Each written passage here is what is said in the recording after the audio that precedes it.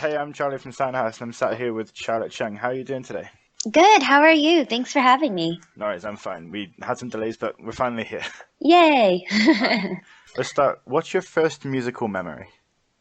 Um, so I'm so thankful for this because I think it influenced my life a lot as I grew older. But my first memory is of listening to classical music because my mom would always have it on at home, and so I could pretty much hum along to any sort of piece of classical music out there. I just pretty much listen to it all. I can't identify, who the composer is all the time, outside of the classic, the easily identifiable such as Beethoven and Bach and also, Chopin. But other than that, I can at least sing along to pretty much any classical song. So I'm very thankful for that. But my first vivid memory of music this is going to be really funny, but is a song by Wham called Careless Whisper. Hmm. I'm not sure if you're familiar with it.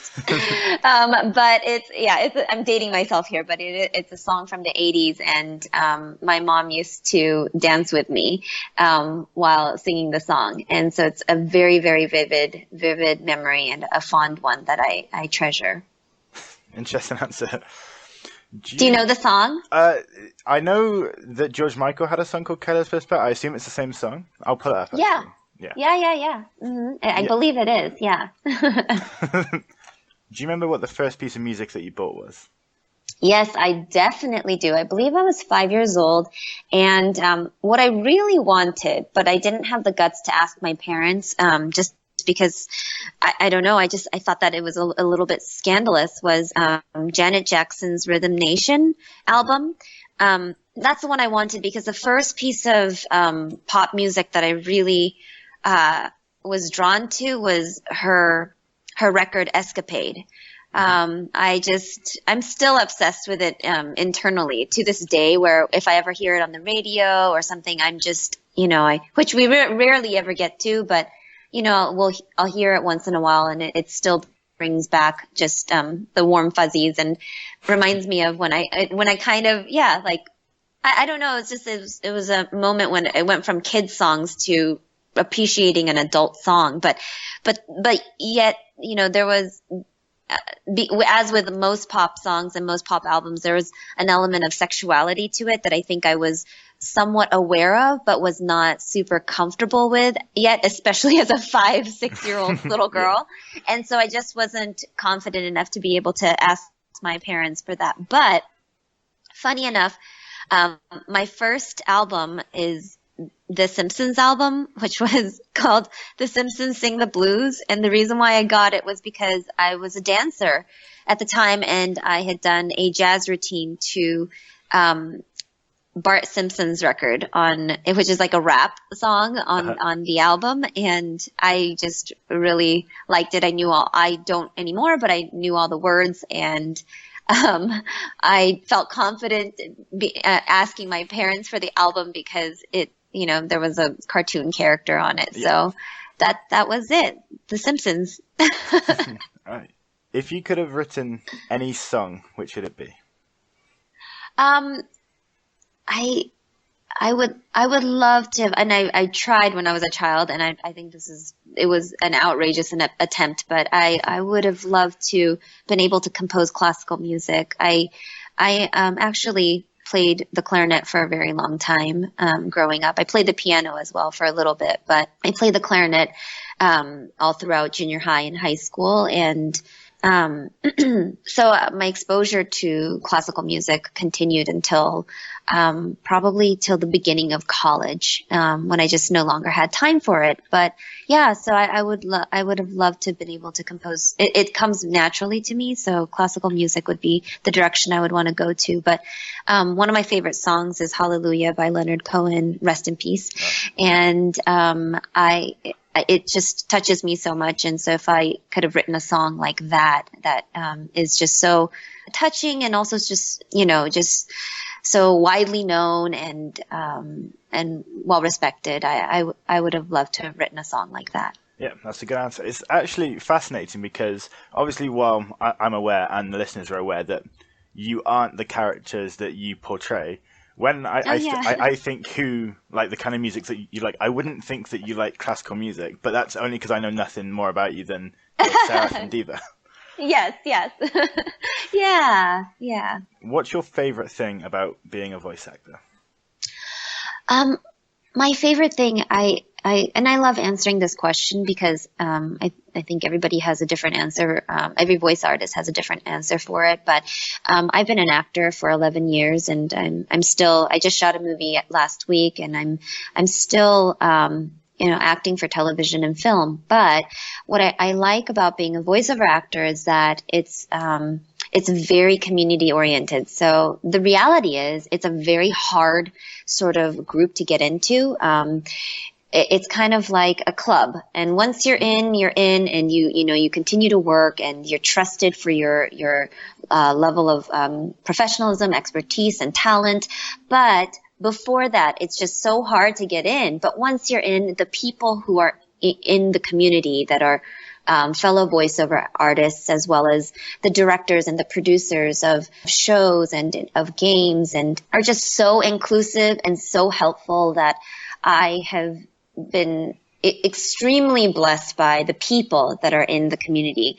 And I think that that's what I really like about it, that I feel like I'm a part of something, and that I always have friends that I can turn to that are readily available and willing to lend me a hand if I need it. And so that's what I like the most. Oh, and nobody has an ego. Like working in Hollywood, we're always checking our egos, making sure, at least I am. I always make sure like that I eat my humble pie and make sure that that I'm always, just being a person before being an actor, whatever that means. Yeah. But voiceover artists, I think that, and so I feel like I am definitely a part of two different communities, but voiceover artists are, have a certain level of humility that they bring to the table, because I think it has a lot to do with the inevitable vanity that comes into play when your face and your body is shown on television and on film, and you have to allow people to judge you for that. Whereas for voice acting, it's just purely acting without any visual. And so because of that, there's just a huge difference between being a part of the acting community, which is a huge blessing in and of itself in a different way. But voice actors in particular are extremely humble and are so nice to their fans and are always kind to one another and to everyone else around them. So that's what I love about being a voiceover artist. Incredible. You're giving really good answers. Thank you. Oh, thank you. You just mentioned to the voice actor question that you've been an actor for 11 years. How do you make the transition, because you mentioned it was hard to get into, from being an actor to getting involved into voice acting and then into video games? I love this question because most people think, oh, voice acting, like it's not as, it must be easier because you're not using multiple instruments. And by instruments, I mean facial, your face isn't showing, your body isn't showing, you're just using your voice. But really, and to kind of speak on that, when you are voice acting in the booth, it does take so much facial expression and almost in a theatrical aspect of it, because whatever you do on camera is, the subtlest things will be picked up, and people can understand your emotion better because they could see your eyes and they could see your face. If you're grimacing, they can see that. But when you're voice acting, you have to allow that to come through in the voice somehow and make adjustments accordingly. If, let's say, the director says, split the difference, sound angrier. Okay, no, now split the difference, and being able to, but now this time, do a take where it sounds like, you're about to break some bad news and that's why you're upset, or, it's so subtle and so vague in so many ways that and so it was, I continued to do the television and the on-camera work, but in high school, it's so funny because growing up, I was always told that my voice was really identifiable. And so in high school, I would just be talking like in a normal tone voice in the hallway with my girlfriend or whoever, a friend. And somebody would would call my name and say, "Hey," and I would turn around and they would say, "Knew it was you," and I would be like, "What do you mean?" And I would kind of be insulted at first because I'm like, "What does that mean?" Like I was talking in my, like normal tone voice. Like they're like, "Oh, it's so obvious that it was your voice." And, I went to a school of, almost 2,400 people, and to be told that over and over again that my voice was identifiable from like down the hallway, I knew that this would be something that could help in my showbiz career. And so I would say, about 3 years ago, I just started looking into it. I took workshops. I met an agent, got signed, and eventually just started working, and it's been sort of nonstop ever since. And so actually the call that I got earlier today that I spoke to you about before our interview was for my first animation, or my second animation booking, but my first project that I'll be working on, because my actual first animation booking is going to be a series that I'm going to be working on next year. So, cool. Yeah, it's been an awesome ride, because voiceover has just taken off for me in the last several years, especially as Overwatch and Diva and Call of Duty and Seraph have come about. I've gotten many opportunities to be able to use my voice. So I'm very thankful. You mentioned that people get, or you meant the actors, but I guess the fans also get very attached to the characters. And then you mentioned the communities earlier, and you see it like the United Nations Overwatch panel. The fans, they do love the voice actors. Yeah. What's the weirdest thing that you've been asked to sign by a fan?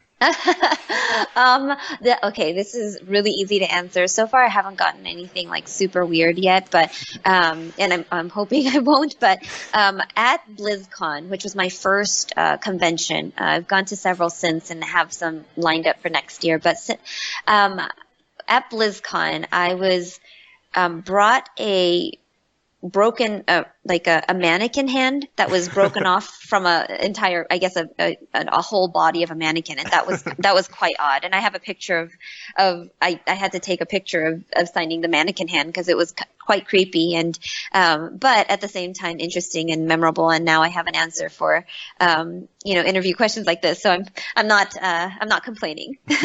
Well, there you go. Where did you sign it? The palm or the back?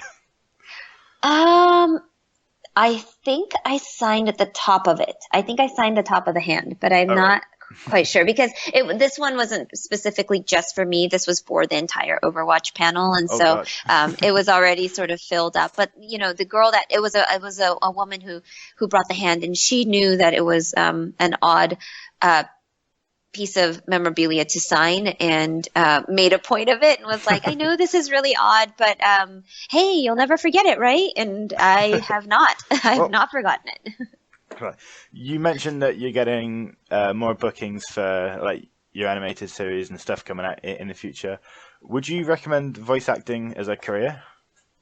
Absolutely. People are always surprised to find out that voice acting is a lot more difficult to get into than television work, which sounds crazy because it both are coveted in its own sort of way, but television work requires a certain amount of tenacity that even once you get your hit series, once that series is over, there's no telling when you're going to get your next job. Whereas with voiceover work, once you're in, there is this sort of consistency about it. And I have to say that I might be sort of speaking from a somewhat, for lack of a better word, like blessed perspective, because I got these huge characters sort of after maybe 4 or 5 voiceover jobs that were more additional voices or just supporting characters. I started booking these main character roles that have kind of put me in a category of roles that I'm able to audition for and book now. And so I have this sort of what do they call it? These rose-colored Oh, rose-tinted glasses. Yeah, exactly. About voice work, because it's just been nothing but positive for me. I have really nothing to complain about, except when I do hear those that I respect a lot, in the industry, that are veterans of, of voiceover work, and are only voiceover artists, which I respect in another way, because when you're a triple threat, if you're a singer, an actor, a dancer, if you're doing 3 different types of talents at once, you're really, I mean, maybe this is a cynic in me, but you're really only good at excellent at probably one, and really good with the other 2. And so with something like being a voiceover actor, if that's all you're doing, there is a certain amount of respect that I have for that I have over just regular old actors like myself that are trying to dip their hand in more than one basket. And so, but anyway, when I hear them answer those questions, when I hear true professional VAs that have been voiceover artists for 10, 20 years answer that question, they always introduce their answer with the caveat of, it's a really, really difficult career to get into, and once you're in, it's still, it's not all roses after that. So you do have to have a certain level of tenacity for it as well. And so I wouldn't want to persuade somebody to get into it. But if you feel like this is something that you really have a talent for and a passion for, whether it's because you've grown up watching cartoons or anime, Japanese anime, and you feel like, hey, I know how to do those voices, or you love video games so much that you would, die to be a video game character or something, then I would say go for it. Incredible. I reckon I do a pretty good diva. No. You mentioned that there's these roles. You were Seraph in Black Ops 3 a year ago, and then now you're a diva in Overwatch. And Overwatch has become huge. You mentioned the BlizzCon panel. What is it about Overwatch you think that makes it so popular? Oh gosh, I have so many positive things to say about Overwatch.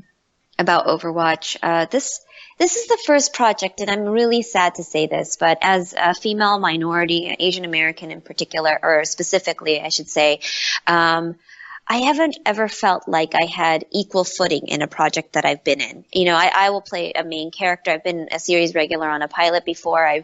I've played main characters in several projects that I've been on. But I always feel like we are, for whatever reason, not, I want to tread lightly here, but I feel like we're not always taken as seriously or regarded as the most important, or one of the most important characters or plot lines in most scripts. And sadly enough, I've fought for better for myself, and have encouraged my fellow Asian American and just minority actors in general to fight for better for themselves. But I've also gotten used to the narrative that that I often find myself in when it comes to in all forms of entertainment. But that said, with Overwatch, this is the first time that I feel that whether you're an animal in the game, or you are a person, and it doesn't really matter what ethnicity you are or how old you are, it is we are all important, and we are all regarded and loved by the players and the gamers out there. So it was the first time that I felt like I was a part of a project in 11 years of being in show business, that I didn't feel like a second-class citizen, and I felt like I was just as important as the next person over. And it's funny, because speaking of checking my ego and humility and whatnot, it's really easy to do so when we still have a ways to go, I think, as minority actors in Hollywood. But that said, I've never really wanted to, per se, I didn't have sort of the greed in me to want to be so much more important than everybody else in a project, but I just wanted to be an equal. I just wanted to be regarded as an equal. And so, D.Va, even though she's, again, young and a woman and Asian, these are all things that have nothing to do with her power or nothing to do with the connection that she has with the fans and the players. And overall, just I think the representation of so many different kinds of people, whether it's body shape or ethnicity or just everything. Every kind of person so far that I could think of has been represented in the game. And so everybody could find somebody that they identify with or would like to live vicariously through. So for example, for me, people always ask me, do you play D.Va or when you play? So first of all, I do play video games. My favorite one of my favorite ones is Call of Duty Black Ops 1 Zombies. I could play that for hours. Do you play? I'm actually quite obsessed with zombies. Yes. Oh my god, it's so good. Yeah, this isn't going to impress anybody, but I played for 6 hours once and I got up to level 31, and to me that was a big deal because it took so long. And I don't know, maybe there are hacks out there, but for me, like, I just play on a PS3. I don't have a PS4 yet, but I play on a PS3, and when I play, I don't know any combos to get back to the level that I was at, so I have to start over again. So if I die on level 26, it's another 4 hours. And so, yeah, but anyway, I have played Overwatch before. Before BlizzCon, a few weeks before, I went over to my friend's house. He's a gamer and he's an app developer. So he's got a really nice PC setup. And so I went over to his house and he kind of, gave me a nice intro to the game. And, the first character I played, of course, was D.Va.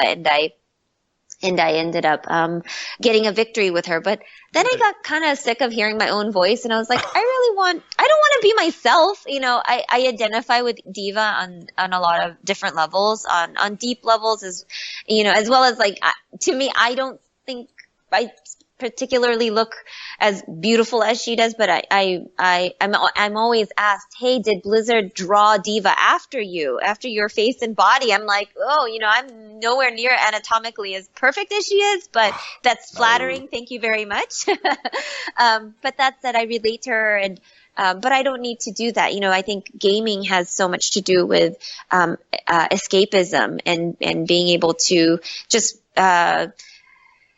survive another day in life and have fun, and to be able to check out and live vicariously through a character that maybe you don't feel you can be or you don't feel you are in the real world. So my main is Roadhog. I like to play Roadhog because I'm nothing like him in real life. Maybe inside I am, but I'm not, I'm not perceived that way. So, yeah, I don't know where we were going with this, but that's fine. Oh, this is why I like Overwatch. That's what I was saying, that players can, and you don't even have to be a gamer or cosplayers. Like, I've seen a few really good male divas. And so whoever you are, you can identify and connect with a character on Overwatch. And so I love the inclusivity and the sort of international and just very diverse cast that Overwatch that Blizzard was able to sort of put together. Incredible. Weirdly, that is you worded it quite differently, but that's almost the exact same answer that Anjali Symmetra's VA said. She said there's a hero for everyone, and that's why it's so popular. Yeah. Exactly. Just as an aside, when you were playing the game, did you consider turning on, like, your microphone and like doing the voices? I've been requested that so many times, but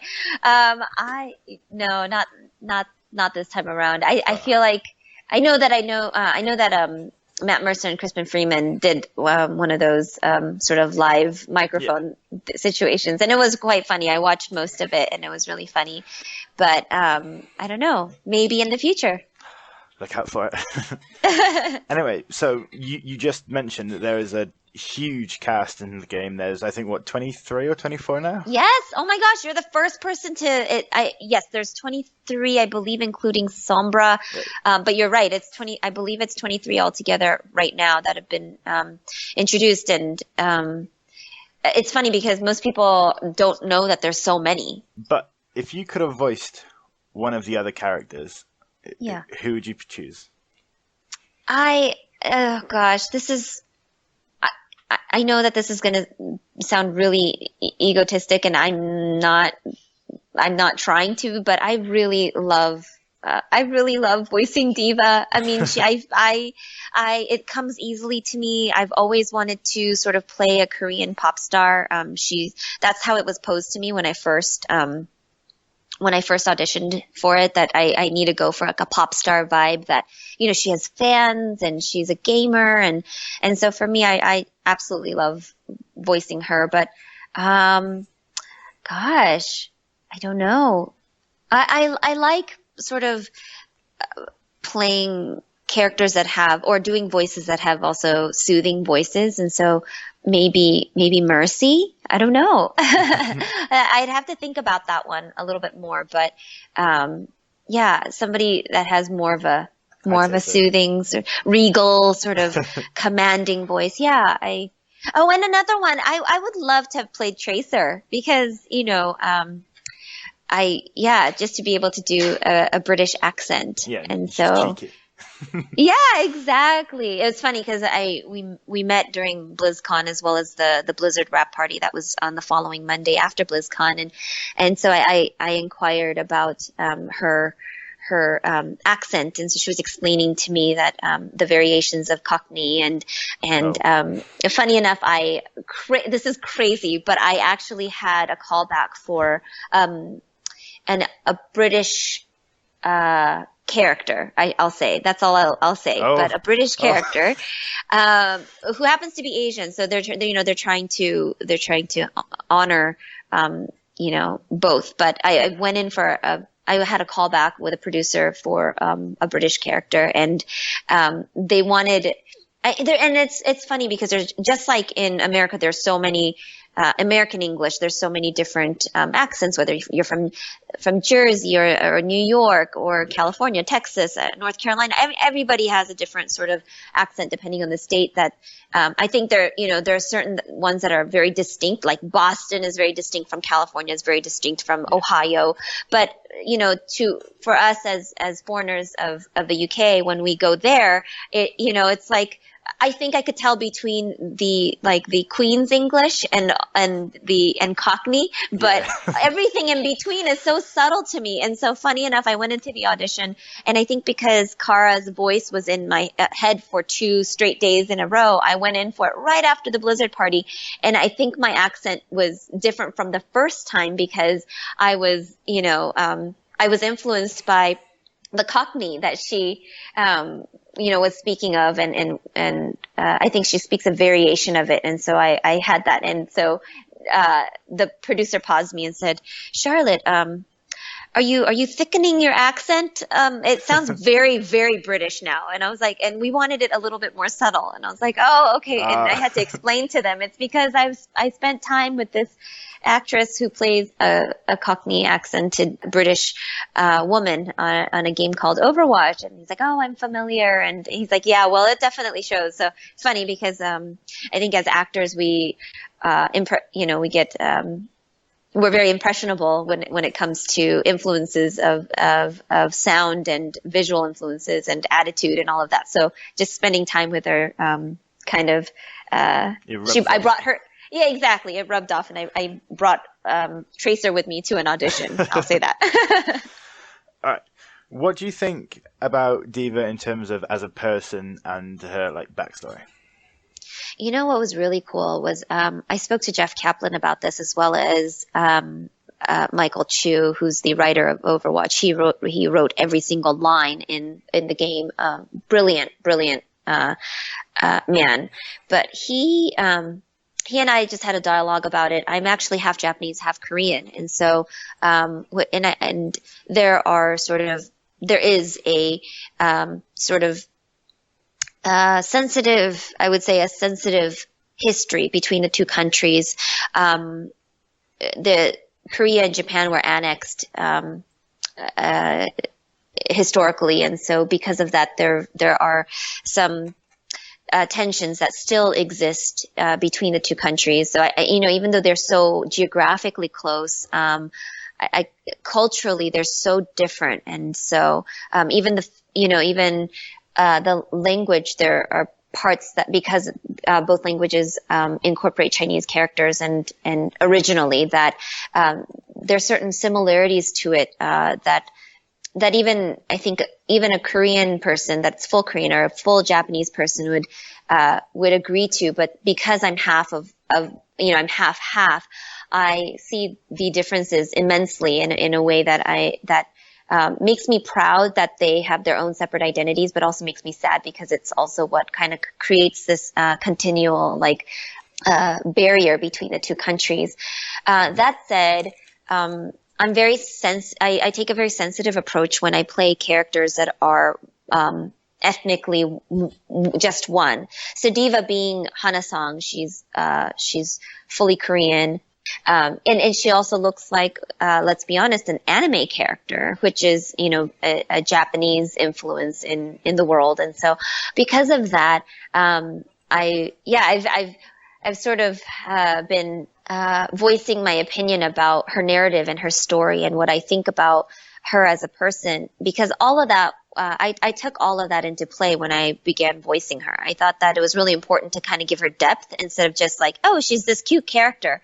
Yeah. I want her to mean something to people. And I think every voiceover artist on the game went that extra length to make these characters meaningful and to give them a backstory before they got their cinematics, to give them a backstory that made them connect with the character, because otherwise it would just be these cute little lines that we all say, whether it's Winston saying something funny or Tracer saying something sassy, or D.Va saying something sassy and cute and very pop star like, very gamer like. I think all of that is great, but you want to back that up with something that has substance. And all of us, I think, I can speak for everybody in this regard. Everybody really put their heart and soul into it. So, I love that she is, again, I know I keep repeating this, but she's young and she's Asian and she's hot and she's cute and she's,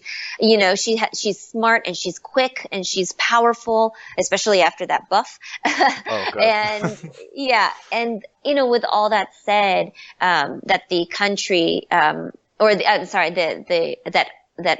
Overwatch, relied on her because of her gaming experience to come forward and to fight for good. I mean, I think all of that is beautiful, and I can't wait. And hopefully, and I'm not saying that anyone has said anything to me about this, but I'm guessing that everyone is going to get a narrative and, a solid cinematic narrative, and I can't wait. I'm gonna put it out there. I can't wait to get that call when I hear that they want me to come in to record her story. That's sort of my thoughts on D.Va. Amazing. That was again a really good answer. I keep on saying it, but you're giving amazing answers. Thank you. You mentioned in that last answer that there was dialogue with Jeff Kaplan, the project lead, and Michael Chu, the lead writer. That there was dialogue with them with regard to the character. So it's a very involved process with the writers. What's it like in general working for Blizzard? It's been an amazing experience. I'm going to be speaking very specifically to our times right now, but we're going through a strike, and Overwatch and Blizzard is not on that list, and it's because for good reason. They are very good to everyone in their company. As far as I can tell, everyone is happy working for Blizzard. It's a great company to work for, and I have loved being a part of the family. I think I wouldn't say it's quite an involved process. What I meant by that was that I obtrusively gave my 2 cents about what I think should be the future of Hana-song, aka D.Va, to Jeff as well as Michael at the wrap party, and they were very open and you know, took in my suggestions and my thoughts, and I don't know, and I'm not insisting that they be incorporated in her life story, but there are certain things that I was hoping to see happen with D.Va and the character. So, you know, the character of D.Va. So that's what I meant by that. But otherwise, I have all credit and glory goes to Jeff and especially Michael, who writes every single line. I come into the studio and actually, I'm not even given the lines. It's a very sort of secret, top secret project, as you know, most fans know. We sign these very serious NDAs, you know, stating that we won't say anything about it. And part of that is that we don't actually get to even really know our lines until we get into the studio. And so all the lines and the narrative is already laid out for us. And it's in that way, it's an involved process. But I do have to give it up to and shout out one person. And I'm sure that there are others who are going to shout her out too. But Andrea Toyes, who is the director and casting director and also wears many hats at Blizzard. But for this, the director of Overwatch, is an amazing director. She's, and I'm going to just say it, she's my favorite director that I have ever worked with in voiceover. Oh. Yes. And I've worked with several so far. They're all great. They're all kind. They're all wonderful. But there is something about Andrea that draws something out of you. And I have to attribute so much of D.Va and so much of every character in Overwatch to her direction specifically. If it weren't for her,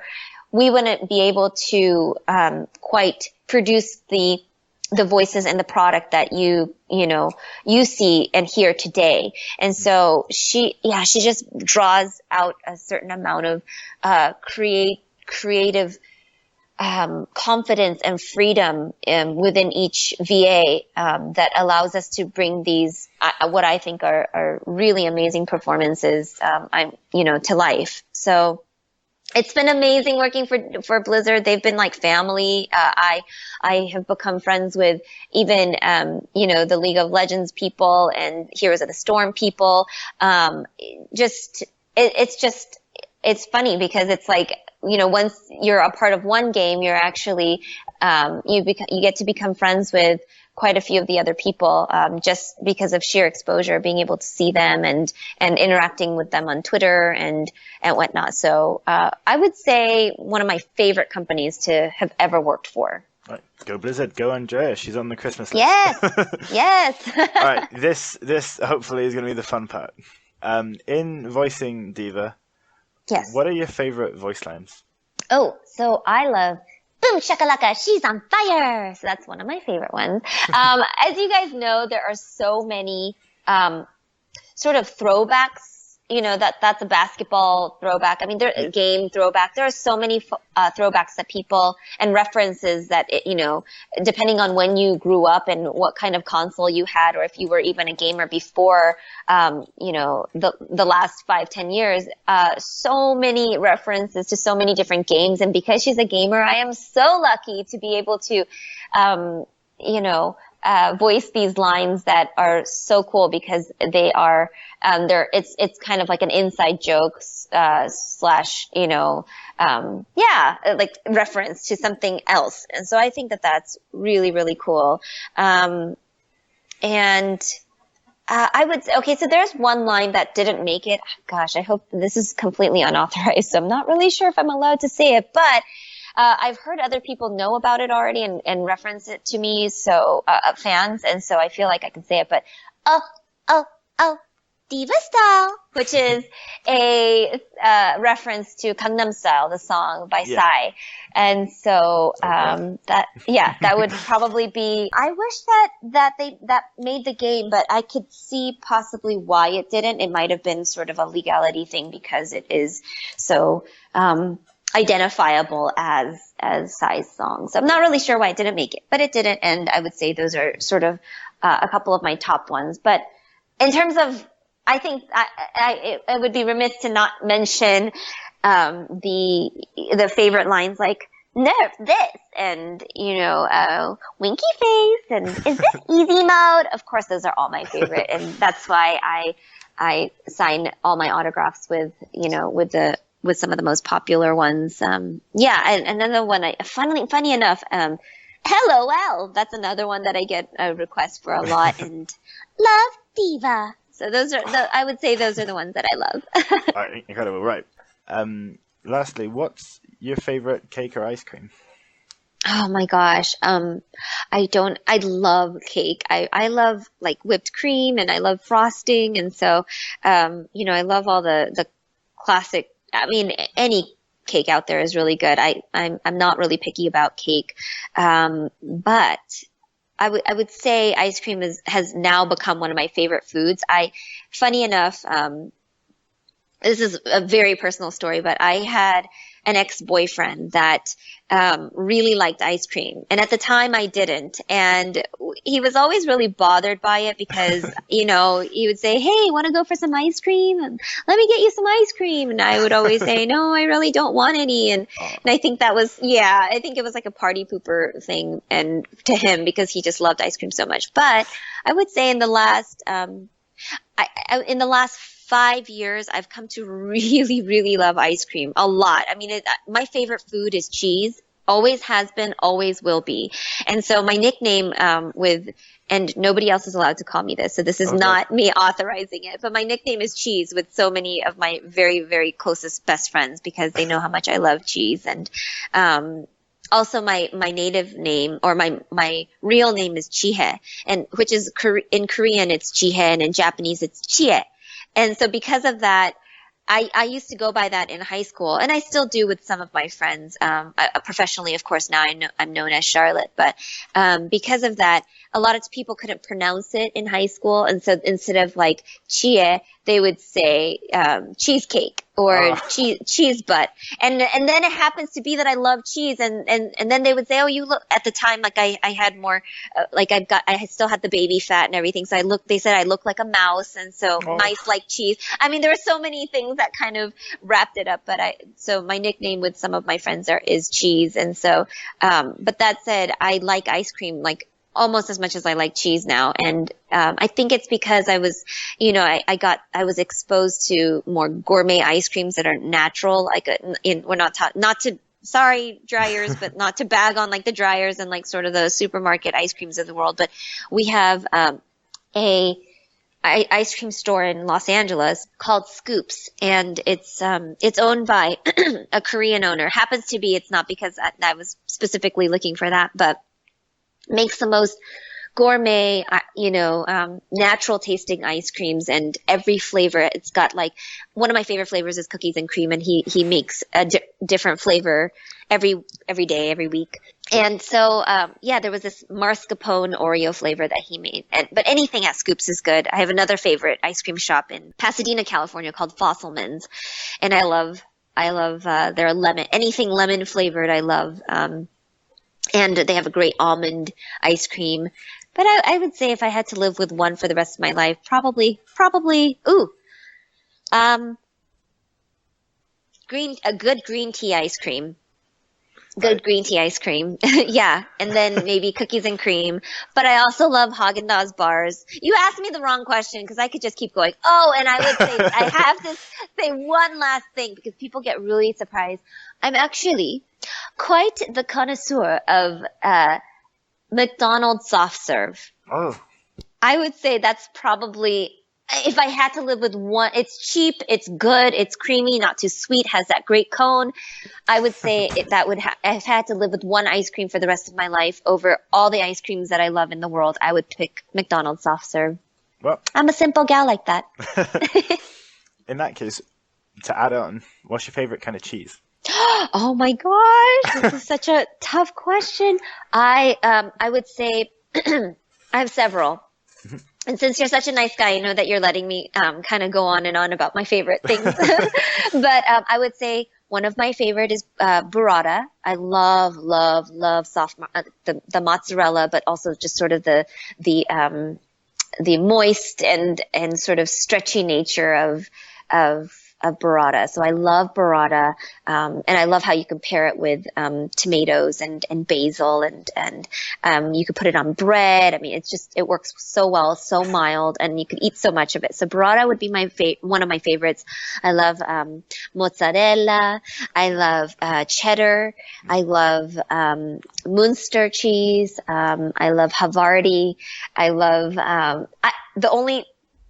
the only cheeses that I don't like are goat and blue. I can't. And I want to be able to so bad, because I believe that if you're a true cheese lover, then you should like and be able to handle blue cheese and goat cheese, but I cannot, because I have a very sensitive palate and my nose is really sensitive. It's my best sense of my five senses, and so it's a little too strong for me, but I would say those are my favorite. And to top it off, and I gave this answer at a convention once and everybody started cheering, and I thought that I was going to be judged for it. So I was so happy that people tend to and I don't know if it will be the same in Europe, but I know that here in America there were quite a few people who liked this answer, but I would say that I actually really like Kraft singles.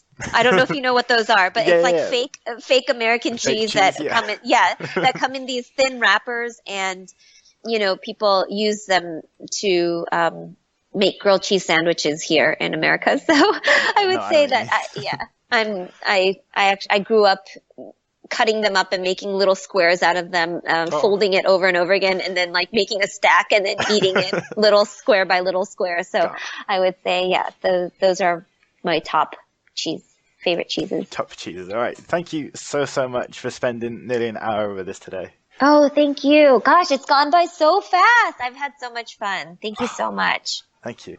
You mentioned a few different projects that you're working on over the course of the interview. Is there anything coming up that you're allowed to talk about? Oh, yes. So they're all going to be projects that are, so I have 3 video games coming out next year. Hopefully, fingers crossed, because there have been some delays. One will be by May of next year for sure, that I know that the fans are going to love. And then the other 2 are games that are sort of have been in the works for years, and production keeps getting sort of pushed. So I'm still working on them. I just worked on it this past week, and those should also be coming out next year. I just booked my very first animation, which happened to be one of the lead roles in an animation series. So that's also I'm going to start working on that next year. That's also going to be coming out, which I think the fans are going to love, because I already love this character so much, almost as much as I love, and I think I will end up loving her as much as I love D.Va, because she's just an amazing character. So that, and then today I just booked an animation on Cartoon Network today that I'll be working next week. So 5 projects for you that have to do with voiceover and a movie that's going to be coming out next year. So yeah. Do you have any? I wish I could tell you more. Oh no! I wish I could tell you more. No, oh my gosh, it's funny because I've seen people give too much information away, and it always makes me really it just makes me really frightened, because we sign these very ironclad contracts with the company. So I wish I could say more, but I can't. But I will be releasing on social media the information as it comes to me, and as I'm given permission to share with everyone. In that case, there's only one thing for it. They'll have to follow you on Twitter. What's your app name? Yes, it's Charlet Chung, spelled CharletChung on Twitter, on Instagram, and Charlet Chung Official is my Facebook fan page. So those are, that's how you get in touch with me. All right, incredible. Thank you so much for speaking to us again. Thank you. Thanks for having me. This was a lot of fun.